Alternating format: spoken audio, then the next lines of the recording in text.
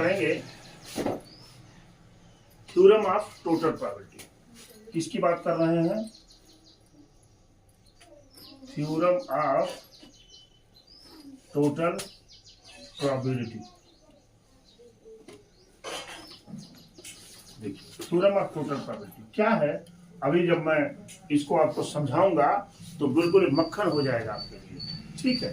देखिए क्या करना है, मान लीजिए यहाँ पर आपके पास एक बैग है, हमने कहा इस बैग में 3 रेड कलर की बॉल है और 4 ब्लैक कलर की बॉल है। क्या कहा हमने? 3 रेड कलर की बॉल है और 4 ब्लैक कलर की बॉल है। हमने कहा इसमें से एक बॉल आप निकालिए और इसकी प्रोबेबिलिटी बताइए कि वो रेड कलर की होगी। हमने कहा इस बैग में से एट रैंडम एक बॉल निकालिए और वह बॉल रेड कलर की हो, इसकी प्रोबेबिलिटी बताइए। तो आप तुरंत यहाँ लिख देते थे कि पी आर इक्वल टू क्या 3/7। आपने लिख दिया। मैं कह रहा हूँ कि इसमें अगर एक ट्विस्ट आ जाए, ट्विस्ट का मतलब है कि इसमें एक नहीं 2 बैग आ जाए आपके पास। ये देखिए मैंने कहा इसमें एक नहीं आपके पास अब कितने बैग आ जा रहे हैं? 2 बैग आ जा रहे हैं। एक बैग में हमने लिया 3 रेड कलर की बॉल और फिर लिखा मैंने 5 ब्लैक कलर की बॉल, ये लिख दिया मैंने। और यहाँ पर हमने लिख दिया 4 रेड कलर की बॉल और 3 ब्लैक कलर की बॉल लिख दिया। अब कहा 2 बैग आ गए साथ में। हमने कहा इन दोनों बैगों को एट रैंडम चूज करिए। क्या कर रहा हूँ? एट रैंडम चूज करिए इन दोनों बैगों को। आपने जब एट रैंडम चूज किया तो किस बैग में आपका हाथ जा रहा है, कहाँ से आप निकाल रहे हैं, इसको नहीं जानते। You do not know. क्यों नहीं जानते? क्योंकि दिस इज रैंडम एक्सपेरिमेंट। मैं बार बार कह रहा हूँ लेकिन इन दोनों बैगों में से रैंडम आप निकाल। तो हमने कहा कि दोनों बैगों में से 2 बैग है, दोनों बैगों में से लाल गेंद यानी रेड कलर की बॉल आने की प्रोबेबिलिटी बताइए। क्या बोल रहा हूँ? रेड बॉल आने की प्रोबेबिलिटी बताइए। मैंने ये कहा यानी किसकी बात मैं कर रहा हूँ? पीआर की बात कर रहा हूँ। इन दोनों बैगों से आपको रेड कलर की प्रोबेबिलिटी निकालनी है। तो रेड कलर की प्रोबेबिलिटी निकालने के लिए 2 तरीके हैं, या तो हम इसमें से निकाले हों या तो हम इसमें से निकाले हों। अब दोनों को निकाल कर हम कहाँ पहुंचे? रेड पर पहुंचे कि नहीं? दोनों को निकाल करके हमने रेड पर पहुंचा। बात तो पकड़ पा रहे हैं। अब इन दोनों बैगों को ऐसे रैंडम चूज किया हूँ। मान लीजिए ये इसमें हाथ डालने वाला इवेंट E2 है, E1 है और ये क्या है? E2 है। तो ये 2 बैग है ना, तो ऐसे रैंडम चूज कर रहे हैं। तो यहाँ से P1 की वैल्यू क्या हो जाएगी? 1/2। और यहाँ से P2 की वैल्यू क्या हो जाएगी? ये भी 1/2 हो जाएगी कि नहीं? क्योंकि दोनों तो इक्वली लाइकली इवेंट है। 1/2 हो गया। हमको चाहिए क्या? रेड कलर की बॉल। अगर देखिए यहाँ पर मैं ये निकालू P R/E1, क्या मतलब है? E1 हो चुका है, R की प्रोबेबिलिटी जब आप निकालेंगे तो यहाँ क्या मिलेगा? 3/8। क्यों जी? रेड कलर की बॉल की प्रोबेबिलिटी। यहाँ पर आप चलेंगे P क्या R/E2, यहाँ पर चले तो यहाँ पर इसकी प्रोबेबिलिटी कितनी हो जाएगी? 4/7। क्या हो गई? 4/7। देखिए अगर ये डायग्राम आपका बन गया, तो आप तुरंत क्वेश्चंस को लगा ले जाएंगे, कुछ नहीं करना। यहाँ से आप लिख देंगे PR इक्वल टू यहाँ से लिखेंगे आप PE1 into PR/E1 plus PE2 into PR/E2। बात समझ रहे हैं ना? अब आप यहाँ से लगाना शुरू करेंगे। PE1 की वैल्यू क्या है? 1/2। PR/E1 की वैल्यू क्या है? 3/8 प्लस PE2 की वैल्यू क्या है? 1/2 इंटू PR/E2 की वैल्यू क्या है? 4/7। ठीक है। यहाँ से क्या करेंगे आप? 1/2 कॉमन ले लेंगे, 3/8 प्लस 4/7। बात समझ रहे हैं? ये हो जाएगा 1/2 और इन दोनों का लघुत्तम कितना हुआ? 56। क्यों? 8 7 56 7 3 21 प्लस 32 कितना आ गया भाई ये 1/2 इंटू 3 और 3 2 5 53 बटे 56 यानी ये 53/112 ये इसकी प्रोबेबिलिटी हो गई। रेड बॉल निकालने की प्रोबेबिलिटी ये हो गई। क्या मिला जुला कहने का मतलब हुआ, मतलब कहने का ये हुआ कि ये डायग्राम अगर आपको बन गया तो क्वेश्चंस लगाने में 2 मिनट नहीं लगेंगे, क्योंकि सिंपल कैलकुलेशन है। जो कक्षा 6 7 8 में आपने कैलकुलेट किया है वही होगा। ठीक है, अब मैं ये देखिए लॉ ऑफ टोटल प्रोबेबिलिटी के लिए, लॉ ऑफ टोटल प्रोबेबिलिटी के लिए पहली कंडीशन होती है, जैसे अभी हमने आपको बताया कि ये 2 बैग हैं, ये 2 बैग थे, दोनों बैगों में से हमने कहा था कि आप रेड कलर की प्रोबेबिलिटी बता दीजिए, यही तो बोला था ना। ठीक है, पहले देखिए ये दोनों में होना क्या चाहिए। पहला अगर मान लीजिए ये E1 हो ये E2 हो, बात समझ पा रहे हैं, तो कभी भी पहला E1 union E2 union E3 ऐसे कई इवेंट्स हो, कहाँ तक En तक हो, तो ये सब बराबर किसके होने चाहिए, यस को। यानी ये अगर 2 इवेंट्स हैं तो दोनों इवेंट्स किसके इक्वल होने चाहिए, इसका यूनियन सैंपल स्पेस के इक्वल हो। यानी क्या मतलब है, ये एग्जॉस्टिव इन नेचर हो, पहली कंडीशन होनी चाहिए।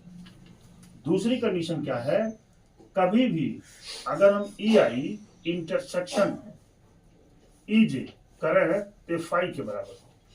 यानी इस रेड बॉल पर पहुंचने के लिए कोई और रास्ता न हो, इन दोनों के अलावा दोनों में कुछ भी कॉमन ना हो, तभी इसको यूज करेंगे हम। बात समझ पा रहे हैं। तीसरी कंडीशन है कि कभी भी ये EI की वैल्यू ग्रेटर देन 0 ही हो और 1 से कम होती है या 1 के बराबर होती है, ये जानते हैं, तभी हम इस टोटल थ्योरम ऑफ प्रोबेबिलिटी को लगाते हैं। इतना नोट करिए। थ्योरम ऑफ टोटल प्रोबेबिलिटी की क्वेश्चन देखिए, मान लीजिए हमने यहाँ पर एक सैंपल स्पेस ड्रा किया, मैंने ये ऐसे कर दिया यहाँ से और यहाँ से ऐसे कर दिया। ये मान लीजिए E1 इवेंट है, ये E2 इवेंट है, ये कौन सी इवेंट है, E3 इवेंट है। ठीक है, ये देख रहे हैं आप, देख पा रहे होंगे कि अगर E1 E2 और E3 का हम यूनियन लेने, तीनों का यूनियन लेने तो सैंपल स्पेस मिल जाएगा। क्यों, पहली कंडीशन फुलफिल हो रही है आपकी। दूसरी बात, अगर हम E1 और E2 में कोई चीज कॉमन लेना चाहें तो फाई के बराबर आ जाएगा, नहीं आ जाएगा, कोई चीज कॉमन नहीं है। ठीक है, और सबकी प्रोबेबिलिटी 0 से बड़ी होगी। तो इसमें हम थ्योरम ऑफ टोटल प्रोबेबिलिटी को लगाते कैसे हैं, ये देखिए। मान लीजिए ये A आपकी एक इवेंट है, क्या है, A एक इवेंट है। हमने कहा बेटा PA की बात करेंगे आप तो PA बराबर लिखेंगे क्या, PE1 ये वाला है ना, इंटू PE1 हो चुका है A/E1, बात समझ रहे हैं ना, प्लस PE2 इंटू PA/E2 है ना जी, प्लस 5 क्या हो जाएगा PEN इंटू P क्या भाई A/E1 हो गया कि नहीं। और यहाँ से PA की वैल्यू हो जाएगी PA बराबर, देखिए इसको ऐसे लिख सकते हैं, सम है ना, समेशन PEI इंटू PA/EI और यहाँ से I = 1 से कहाँ तक, यहाँ तक। ये हो जाता है टोटल प्रोबेबिलिटी का, ये total probability, theorem of total probability हो गई। इसको क्या बोलते हैं, theorem of total probability, theorem of total, ये इसको बोलते हैं। इसको बात समझ रहे हैं ना, ये इसका फार्मूला है। मैं अभी इस पर एक एग्जाम्पल देने जा रहा हूँ।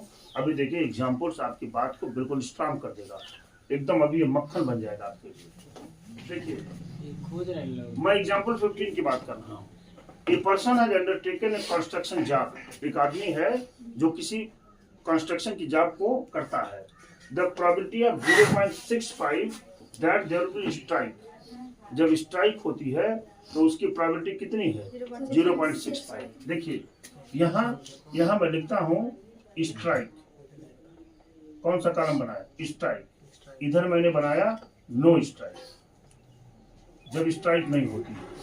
इसको हमने एक बॉक्स में यहाँ बंद कर दिया, इन दोनों को हमने एक बॉक्स में क्या किया बंद कर दिया। इस इवेंट को हमने मान लिया कि ये E1 है और E2, स्ट्राइक होने की इवेंट को E1 और इसकी इवेंट को E2 मान लिया, ठीक है। अच्छा, अब यहाँ पर हम चलेंगे, ये देखिए ऐसे मैं गया यहाँ पर और ये पूछ रहे हैं क्या that the completing job will be completed on time, कि इसका जॉब कब कंप्लीट होगा। कंप्लीटेड को मैंने क्या माना ए मान लिया, हमको PA पर पहुंचना है, कहाँ से यहाँ से। तो ये क्या कर रहा है जब स्ट्राइक होती है, देखिए the probability are 0.65 that there will be strike, जब स्ट्राइक होती है यानी PE1 बराबर कितना है 0.65। और जानते हैं क्योंकि दोनों इवेंटें ऐसी होती हैं जो एग्जॉस्टिव इन नेचर होती हैं और सबका यूनियन लेने पर वो सैंपल स्पेस के बराबर आ जाता है। तो अगर हड़ताल होने की प्रोबेबिलिटी इतनी है 0.65, तो हड़ताल न होने की प्रोबेबिलिटी 0.35, 1 से माइनस कर देंगे इसको। या आप यहाँ लिख दीजिए कि PE2 इक्वल टू क्या 1 माइनस PE1 से जब आप घटाएंगे 1 माइनस 0.65 तो कितना मिल जाएगा 0.35, ये प्रोबेबिलिटी हो गई। अच्छा, अब देखिए 0.80 that the construction job will be completed on time, time पर कंप्लीट हो जाता है। And 0.32 that the construction job will be completed on time if there is a strike, जब स्ट्राइक हो जाती है तब इसकी प्रोबेबिलिटी क्या है 0.32, यानी यहाँ पर स्ट्राइक वाला ये कॉलम है ना, देखिए ध्यान से, तो यहाँ से PA/E1 इवेंट हो चुकी है, ये कितना है 0.3, ठीक है।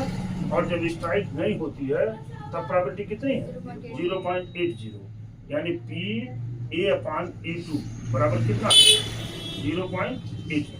बस जैसे ही ये डायग्राम बना आपका क्वेश्चन कंप्लीट हो गया, जैसे ही डायग्राम बना क्वेश्चन कंप्लीट हो गया। कहाँ पहुंचना है आपको PA पे। देखिए मैंने कहा कि आप तुरंत इसमें टोटल थ्योरम लगा दीजिए, PA इक्वल टू क्या होता है, यहीं से लिखिए इन दोनों को, PE1 into PA/E1 plus PE2 into PA/E2। बात तो समझ पाए आप सबकी वैल्यू पुट कर, PE1 की वैल्यू क्या है 0.65 into 0.32 plus PE2 0.35 into PA/E2 0.80। बस इसी को सॉल्व कर दीजिए, जो आता है दैट इज योर आंसर। आप इसको मल्टीप्लाई करना ही पड़ेगा आपको, क्यों मल्टीप्लाई करना ही पड़ेगा। या चाहिए तो इसको लिख दीजिए 65/100 इंटू 32/100 प्लस यहाँ कितना हो जाएगा 35/100 और इंटू क्या भाई 80/100। क्यों जी, यहाँ से काट दीजिए 13×5 65 और 20, क्यों यहाँ से काट दीजिए 16 दूना नहीं 4 से काटिए 4×8 32 और 4×5 क्यों कटा कि नहीं कटा। यहाँ से काट दीजिए 5×7 35 5×20 100 और यहाँ से ये जीरो नहीं, इसको भी क्या करिए 4 से काट दीजिए, 4 से काटिए 4 से काटेंगे 20 चौक 80 और 25 ये हो गया। बात तो समझ गए होंगे। अरे भाई पूरा काटा हूँ मैंने ताकि ये न्यूमरेटर सेम हो जाए। तो यहाँ 13×8 104 बटे कितना हो गया 25 दूना 50 यानी 500, क्यों प्लस यहाँ पर 20×7 140 बटे कितना 500, ठीक है। अब 140 जोड़ेंगे कितना होगा 244 बटे क्या 500, क्यों। और इसको लिख सकते हैं आप 2.44/5 ये हो गया कि नहीं। अब आप क्या करेंगे जरा, तो ये आ जाएगा आपका तुरंत 0.488। देख रहे हैं ना, अगर ये डायग्राम बन गया तो 2 मिनट की वर्किंग नहीं है, आप सॉल्व कर देंगे इसको, कुछ नहीं। इसको कितना आसान है देखिए। बस लाभ टोटल प्रोबेबिलिटी आपको तभी लगानी है जब आपके पास 2 बैग हों, दोनों बैग में डिफरेंट डिफरेंट कलर के बॉल रखे हुए हों, और इन्होंने ये कह दिया कि आप यह बताइए कि रेड कलर की बॉल की प्रोबेबिलिटी क्या होगी, रेड कलर की बॉल की प्रोबेबिलिटी क्या होगी। तुरंत आप इस डायग्राम को बनाएंगे और क्वेश्चंस को लगा देंगे, कुछ नहीं है इसको। इसकी बात करने जा रहा हूँ बेस थ्योरम। क्या है? बिल्कुल जैसे लॉ ऑफ टोटल प्रोबेबिलिटी वाली थ्योरम है वैसे ही बेस थ्योरम है, लेकिन इसमें रिवर्स प्रोबेबिलिटी निकाली जाती है। क्या बात कर रहा हूँ, तो रिवर्स प्रोबेबिलिटी निकाली जाती है। जैसे मान लीजिए ये दो बैग हो गए, दोनों बैग में एक में 5 रेड ले लीजिए और इसमें 4 ब्लैक ले लीजिए। दुर्गा जी, इसमें 3 रेड ले लिया आपने और 5 ब्लैक कलर की ले लिया आपने। ये हमने कहा कि ये इवन इवेंट है, ये हमने कहा ये इट इवेंट है। हमने कहा कि कोई आदमी जो है इसमें से एक रेड बॉल निकाल लिया, इसमें से एक रेड बॉल निकाल लिया, दोनों बैग उसके पीछे रखे हुए हैं, आंख पर पट्टी बंधी हुई है, जो भी बता हो। हमने कहा एट रैंडम किसी एक बैग में अपना हाथ डालिए और एक लाल कलर की गेंद निकालिए। एट रैंडम बैग में हाथ डालिए, एक गेंद निकालिए और गेंद निकल गई और रेड कलर की बॉल है। आपने जान लिया कि वो रेड कलर की बॉल है। वहां टोटल प्रोबेबिलिटी में क्या था, आपने हाथ डाला, रेड कलर की बॉल आने की प्रोबेबिलिटी बताइए, ये निकालते थे ना हम। यहाँ मैं क्या कह रहा हूँ, वो हाथ डाला, हाथ डाल करके निकाला और रेड कलर की बॉल आई। तो आपसे ये पूछा जा रहा है कि आप यह बताइए कि किस बैग से आई है, किस बैग से आई है, यानी रिवर्स प्रोबेबिलिटी की बात कर रहे हैं। किसकी बात कर रहे हैं? Reverse probability. जैसे देखिए, इन्होंने जब हाथ डाला तो हाथ डालने के बाद इनको कौन सा गेंद मिला, ये रेड कलर की बॉल आई। मैंने कहा ये रेड कलर की बॉल बताइए किस बैग से आई। भाई हम तो उसमें ज्ञात नहीं करते थे, इसी को कहते हैं बेस थ्योरम। यानी यहाँ पर मान लीजिए अगर मैं इस क्वेश्चन को बेस थ्योरम से लगाने का प्रयास करूं तो यहाँ से P(E1) की वैल्यू कितनी हो जाएगी, 1/2। 2 ही बैग तो हैं, ये भी 1/2 हो गई। दुर्गा जी, यहाँ पर मैं बात करूं E1 इवेंट हो चुकी है, R है ना, तो मैंने लिख दिया R/E1 बराबर कितना हो जाएगा, रेड कलर की कितनी है 5/9, क्यों जी। और यहाँ पर P R/E2 की अगर बात करूं तो ये क्या मिल जाएगा, 3/8। मिला कि नहीं मिला। मैंने कहा ये बताइए कि ये बैग 1 से आई है, बैग 1 से आने की प्रोबेबिलिटी क्या है। यहां से मैं कहां जा रहा हूं, यहां जा रहा हूं। ये रेड कलर की बॉल जो आई है ये बैग 1 से आई है, ये बताइए कहां से आई है, बैग 1 से। तो ध्यान दीजिएगा इसमें जो यहाँ है, यहाँ बैग 1 से आई है, यानी यहाँ है ना, इसी का उल्टा निकालते हैं, P(E1/R) क्या निकाल रहे हैं, E1/R। अरे भाई हमको E1 की प्रोबेबिलिटी चाहिए, रेड तो हो चुका है, अरे रेड बॉल आ चुकी है आपके हाथ में। Are you getting my point.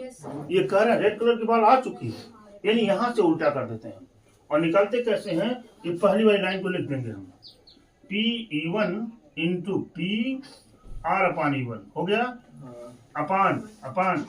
अब इस पूरे को लिख दीजिए जो आप टोटल प्रोबेबिलिटी में करते थे, PR/E1 plus PE2 into PR/E2। बात तो समझ पाए होंगे, इसी को कहते हैं हम बेस थ्योरम। कुल मिला जुलाकर बेस थ्योरम में क्या करते हैं हम, तो रिवर्स प्रोबेबिलिटी की बात करते हैं। हमारी बात ध्यान सुनिएगा, रिवर्स प्रोबेबिलिटी यानी कोई गेंद लाल कलर की थी, ये देख लिया, देखने के बाद ये पूछा जा रहा है कि आप ये बताइए ये किस बैग से है। जब हम रिवर्स प्रोबेबिलिटी की बात करते हैं तब हमारा जो है वहाँ बेस थ्योरम यूज होता है। और ध्यान से क्वेश्चंस को देखेंगे। एग्जाम्पल 16, करा bag first contain 3 red and 4 बार। देखिए यहाँ पर हमने 2 बैग बना दिया, ये बैग फर्स्ट है और यहाँ पर ये बैग सेकंड, ठीक है। बैग फर्स्ट में क्या है, 3 रेड और 4 ब्लैक कलर की बाल। बैग सेकंड में 5 रेड और 6 ब्लैक कलर की बाल। ठीक है, black ball. 1 ball is drawn, इन दोनों में से एक बॉल निकाला जाता है एट रैंडम, रैंडमली। कौन सा बैग है, यू डू नॉट नो, आप नहीं जानते। From one of the bag and it is found to be red, क्या मिल गया, देखिए ये कह रहा है कि जब दोनों बैगों में से हमने एट रैंडम चूज किया, चूज करके एक रेड कलर की बॉल निकाली, रेड कलर की बॉल निकल गई है, प्रोबेबिलिटी नहीं पूछ रहा है रेड कलर की। अगर ये पूछते कि रेड कलर की प्रोबेबिलिटी बताइए तो क्या लगाते हैं हम, टोटल थ्योरम ऑफ प्रोबेबिलिटी। यहाँ कह रहे हैं ये कि रेड कलर की बॉल निकल गई है, तो find the probability that it was drawn from second bag. तो अब ये प्रोबेबिलिटी बताइए कि ये दूसरे बैग से आए। देखिए रिवर्स प्रोबेबिलिटी की बात कर रहे हैं ना। अब ये बताइए कि दूसरे बैग से आए, यानी रिवर्स प्रोबेबिलिटी की बात कर रहे हैं। तो क्या करेंगे हम, इन दोनों में इन्होंने, देखिए दोनों में से इन्होंने निकाल करके क्या दे दिया, रेड कलर की बाल आ चुकी है ना। अब देखिए ये दोनों बैग क्या है, E1 है, ये क्या है, E2 है। यहाँ से दुर्गा जी PE1 की वैल्यू कितनी हो जाएगी, 1/2। यहाँ से PE2 की वैल्यू क्या हो जाएगी, 1/2, क्योंकि एट रैंडम है, इक्वली लाइकली है। अब यहाँ पर हम लिखेंगे P क्या, R/E1 बराबर R की वैल्यू कितनी है, 3/7। समझ पा रहे होंगे। यहाँ पर से P R/E2 कितना हो जाएगा, R/E2 5 है ना, 5/11। क्या कह रहे हैं ये, आप इसकी प्रोबेबिलिटी बताइए कि सेकंड बैग से आई है। तो सेकंड बैग वाला ये है ना, तो इसका उल्टा, यानी P, बात समझ रहा है ना, P R/9, P क्या, E2/R बराबर, इस चीज को ऊपर लिखेंगे, PE2 इंटू PR/E2 अपान पूरा, दुर्गा जी पूरा PE1 into PR/E1 plus PE2 into PR/E। बस क्वेश्चन सॉल्व हो गया। किसी में वैल्यू पुट करिए और तुरंत आप आंसर को घर लेकर जाइए। PE2/R इक्वल टू PE2 की वैल्यू क्या है भाई, 1/2 इंटू PR/E2 की वैल्यू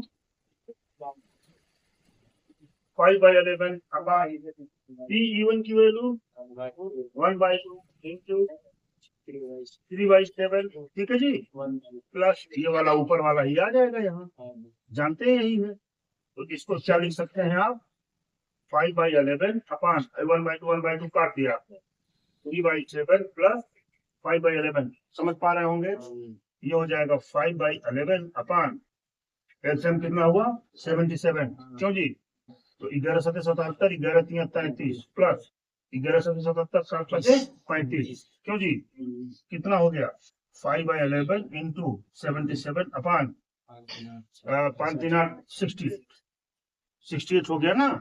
यहाँ से 11×7=77, यानी 5×7=35 अपान 68। दिस इज जवाब। आप देख पा रहे होंगे कि यदि आपका ये डायग्राम बन गया तो क्वेश्चंस लगाने में 2 मिनट नहीं लगेंगे, आप लगा देंगे। आप अच्छे से अगर इस डायग्राम को आपने बना दिया तो एग्जामिनर देख करके ही आपको नंबर दे देगा कि लड़के ने इसको सॉल्व कर दिया है।